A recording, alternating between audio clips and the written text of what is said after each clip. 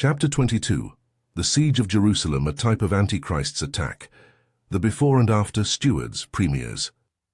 Chapter 23. Tyre as Antichrist's Babylon, her destruction. Chapter 24.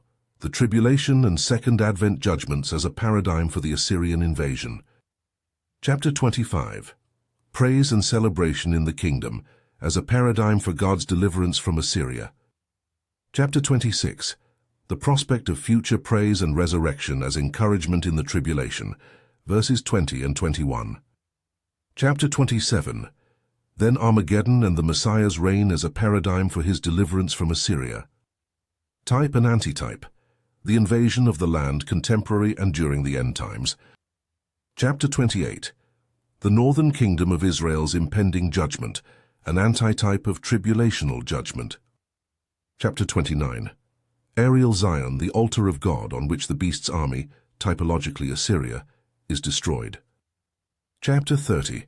Israel disappointed by Egypt, on whom they rely instead of the Lord, then and in the future by Babylon. Chapter 31. The disastrous results of her reliance on Egypt then and Babylon in the future. Chapter 32. The king and his kingdom, God's deliverance despite unfaithfulness and attendant disasters. Chapter 33. The destroyer destroyed, contemporary Assyria and Babylon, future Babylon of the beast. Chapter 34. God's retribution on the persecutors of Israel at Armageddon, applied to Assyria. Chapter 35. The millennial kingdom, an antitype of the blessings to follow Assyria's defeat. Historical introduction to Isaiah's eschatological compendium. Chapter 36 to 39. Assyria and Babylon. Despite the examples of the northern kingdom's destruction and the Lord's miraculous annihilation of the Assyrian army, future generations of Judah go down the same path of apostasy. However, the contemporary generation responds and so is not destroyed, as typified by the response of their king Hezekiah. Isaiah's eschatological compendium. The Babylonian captivity, a future event at the time of writing, paralleling the events of the Tribulation and Second Advent. Chapter 40. The encouragement of the coming Messiah, take heart in tribulation, God controls history. Chapter 41. Cyrus as a type of the Messiah subduing the nations. Chapter 42. The Messiah's first coming and his glorious return. Chapter 43. The Messiah's merciful deliverance of Israel, despite her unfaithfulness from Babylon. Chapter 44. The folly of the idolatry of Israel's enemies, the repopulation of Israel near and far term. Chapter 45. Cyrus a type of Christ, God's subduing of Israel's enemies at his hand. Chapter 46. The Lord, the one who defeats Babylon near and far term despite Israel's hardness. Chapter 47. The destruction of near and far future Babylon. Chapter 48. In spite of Israel's hardness, God's appointment of the Messiah to deliver from Babylon's. Chapter 49.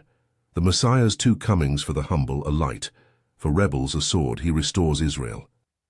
Chapter 50. God's provision for the salvations of Israel in the person of the self-sacrificing Messiah. Chapter 51. Encouragement to the faithful God will deliver from tribulation. Fear him not, man. Chapter 52. The good news of incipient victory based upon Messiah sacrificing himself for the nation. Chapter 53. Messiah's sufferings rewarded by the Lord. Chapter 54. The restoration and glorification of Israel under Messiah's rule. Chapter 55. The blessings of his kingdom and of his salvation available to all. Chapter 56. The expansion of blessing and salvation to the nations, Israel's pre-Advent rulers indicted. Chapter 57. The contrasting futures of the righteous and the wicked, and God's mercy upon the contrite. Chapter 58. True contrition and its benefits. Chapter 59. The sinful, the contrite, and the Lord's redemption from sin, first Advent, and oppression, second. Chapter 60. The glories of the kingdom following contrition and deliverance in Messiah, God is with us. Chapter 61. Encouragement in tribulation, in the good news of the coming kingdom and its glories. Chapter 62, encouragement in tribulation, in the promise of redemption, restoration, and reward. Chapter 63, encouragement in tribulation, in the coming judgment, the paradigm of Moses and Israel. Chapter 64, a contrite prayer for God to bring on these near and far-term judgments and restorations. Chapter 65, the alternative futures of the arrogant and the contrite, the reality of the coming kingdom. Chapter 66, the reality of these impending events near and far term, all will worship him in his victory. Jeremiah. Although the book of Jeremiah is more heavily and specifically focused upon the contemporary situation of imminent divine judgment upon Judah, the impending Babylonian invasion furnishes an important parallel to the sinfulness of the nation and God's judgment in the form of the invasion of Antichrist during the end times, in contrast to the warning judgment upon Judah in the form of Assyria during Isaiah's day. Chapters 1 through 20 in particular recount the impending judgment upon sinful Judah, which will be reenacted in a similar fashion in the future, along with a similar rejection of the Lord's prophets and their warnings. Some particularly pertinent eschatological passages include Chapter 3, promise of the glorious millennial future as encouragement for repentance. Chapter 4, destruction from the north, Babylon as the beast's kingdom, and the day of the Lord. Chapter 6, the command to flee Jerusalem, parallels the mid-tribulation flight of the faithful. Chapter 8, trouble from Dan, a reference to Antichrist's invasion. Chapter 12, disposition of the repentant nations near and far term. Chapter 14, the drought, evoking similar privations of the tribulation. Chapter 15, two witnesses evoking the ministry of Moses and Elijah before the Great Tribulation. Chapter 16, prophecy of the restoration of Israel and the conversion of the nations. Chapter 23, the branch Messiah and the restoration of the nation, an antitype for their own return. Chapter 25, God's judgment on Babylon and the nations, symbolic of the beast's world kingdom. Chapter 30, the Great Tribulation and millennial restoration applied to contemporary events. Chapter 31, encouragement through Israel's ultimate restoration under the new covenant. Chapter 33, encouragement through Israel's ultimate restoration under the branch, the Messiah. Chapter 45, a message to Baruch, the principle of deliverance through tribulation. Chapter 46 through 49, prophecies against the nation's near and far term application. See Isaiah 14 through 21.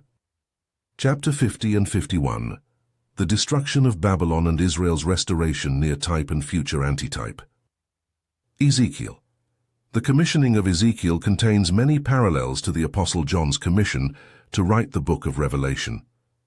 Ezekiel's status as an exile, the circumstances and overwhelming nature of the vision, the appearance of the Lord, the cherubim, throne and sea, the eating of the scroll, the marking of the elect, are just some of the more obvious similarities to what may be found in the book of Revelation as well.